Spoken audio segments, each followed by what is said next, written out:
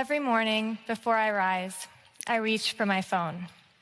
Not out of routine, out of dread. I dread the posts of more innocent lives taken by the regime in my country, Iran. I dread the news that the international community has once again thrown those murdering our people a lifeline. My breath catches as I revisit the chats from those inside Iran that started with, "This might be my last message," wondering, have they survived or have their lives too been taken? Before I go on, I'd like to address what some of you might be thinking. My family name often leads to assumptions, so I'll be absolutely clear. My father's goal and ours as a family is singular: a transition to free and fair elections in which Iranians decide their future.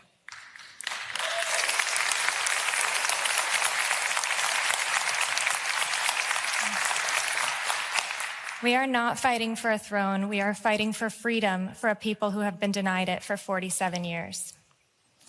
I have never set foot in my country. I have never walked its streets, touched its soil, or watched the sun rise over the mountains of the place my family still calls home. This was never my choice. Exile is one of the many punishments this regime has imposed, not only on my family, but on millions of Iranians scattered across the globe. I grew up on my grandmother's stories of Iran. She spoke of a nation with streets full of color, alive with music, art, debate, ambition, and possibility. An Iran that was a pillar of peace, prosperity, and stability for the region, and an ally to the Western world. For many years, those stories felt almost mythical to me, like fragments of a lost civilization. Then, when social media came about, I began to receive messages, hundreds, and then thousands. A direct line was established for the first time between me and the people. Every day, they ask me to be their voice. That is why I'm here, because I owe it to the people of Iran to speak when they have been silenced. Last summer, I stood beside my father in Munich at the Convention of National Unity for Iran. Representatives of all political factions, faiths, and regions gathered to form the broadest coalition of Iranian opposition forces ever assembled, united not by politics, but by a love of Iran and a belief in the sovereignty of its people. Throughout that day, mothers and fathers whose children had been killed by the Islamic Republic approached my father. They looked into his eyes, embraced him, and wept on his shoulder. By the end of the evening, his jacket was soaked with their tears. I have thought about that jacket many times since. That is what 47 years of carrying people's pain looks like. His mission has always been the same: a democratic, secular Iran where power belongs to the people whose tears soaked that jacket. Because what calls itself the Islamic Republic of Iran is not a government. Governments govern. They serve and protect their citizens. The Islamic Republic is an occupying force, exploiting Iranian soil, Iranian resources, and Iranian lives to consolidate its own power and export its ideology. What government turns a nation's clean water into mud in one of the most resource-rich countries on earth? What government drives the exchange rate from 70 rials to 1.5 million to the dollar in 2 generations? What government leaves half a nation below the poverty line while funding militias from Gaza to Yemen?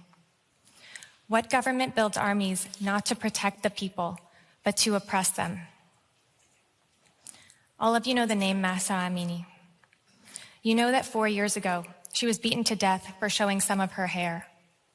You know her murder sent millions into the streets. You know the world, for a moment, said her name with Iranians. But then the world moved on. Do you know what came after? That the protests never stopped, they grew. That Iranians took everything the regime threw at them and kept going. That quality of life continued to deteriorate to the point where life no longer felt like life at all. In January, my father called them out once more, peaceful, unarmed, and millions took to the streets, a sea of light ready to overcome the darkness. That was when the regime responded by cutting the internet. They slaughtered more than 40,000 Iranians, one by one, indiscriminately in the dark, in the streets, on their balconies, and even in their homes. They executed the wounded in hospitals. They persecuted the doctors who dared to help them.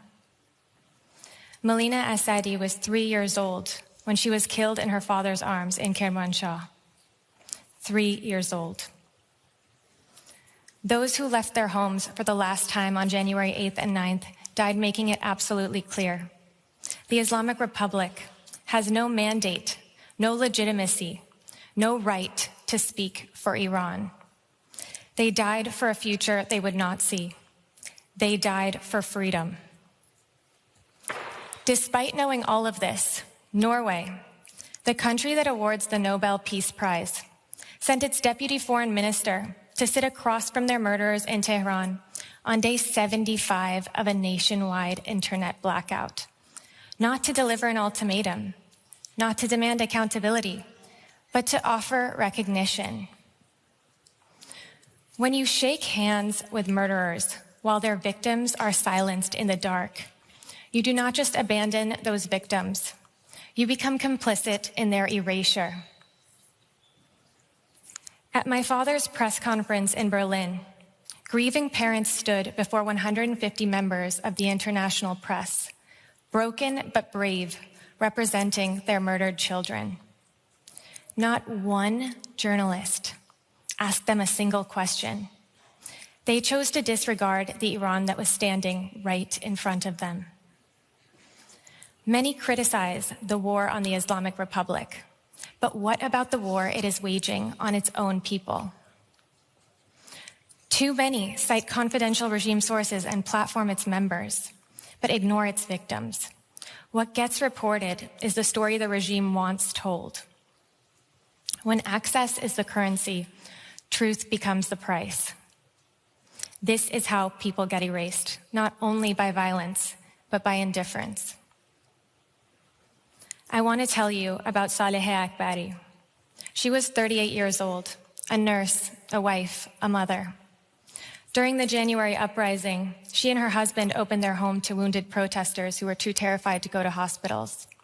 She treated wounds in her kitchen. She hid students in her apartment. One night, regime forces stormed her home. She was shot and killed in front of her child. Even after her death, the cruelty continued. Regime forces sexually assaulted her body and sent images to her husband. Psychological torture designed to break what was left of him. Afterward, their daughter kept asking why her mother's shoes were still by the door. That detail has stayed with me. A little girl waiting. I'm not here to ask you to care. Caring is passive. I'm here to ask you to choose. There is no neutral handshake.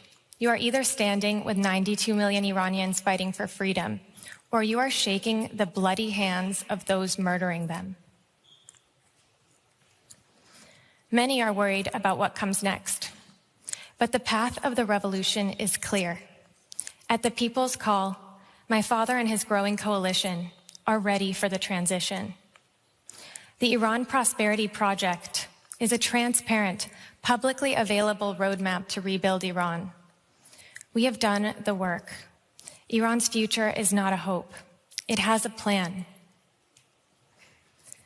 The ancient Zoroastrian tradition teaches that the world is held in the internal struggle between light and darkness, and that every act of courage, however small, is a flame lit against that darkness. Every time you say their names, you light a flame. Every time you refuse to let the world look away, you light a flame. This regime can cut the internet. They can shoot into crowds. They can disappear bodies. But they cannot extinguish 92 million flames, and they cannot silence the people in this room. I have spent my whole life outside Iran, separated from my brothers and sisters inside by a revolution we did not choose. But I will not let our people be separated from the world's conscience. Every morning I reach for that phone, I'm reminded of the bravery of Iranians. Somewhere in Iran tonight, a little girl is still standing at a door, waiting for her mother who is never coming home. Mothers are still holding the body bags. Teenagers still await their executions. Tens of millions of people are still sitting in the dark, wondering if anyone outside even remembers they exist.